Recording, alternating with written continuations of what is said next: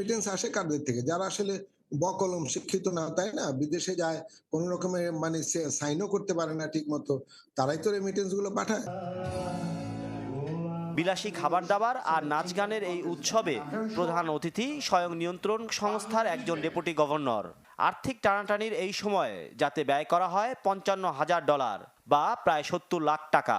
এমডিদের যুক্তি, টাকায় টাকা আনে। প্রত্যেক এমডিকে আরও ১৬ লাখ টাকার সমপরিমাণ ডলার খরচের অনুমতি দিয়েছে ব্যাংকগুলোর বোর্ড।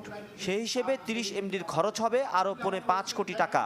গণমাধ্যমে এ বিষয়ে প্রতিবেদন প্রকাশ পেলে উল্টো সাংবাদিকদের ওপর ক্ষোভ ঝাড়েন বাণিজ্যিক ব্যাংকের এমডিদের সাথে সফর সঙ্গী হওয়া বাংলাদেশ ব্যাংকের ডেপুটি গভর্নর কাজী সাইদুর রহমান।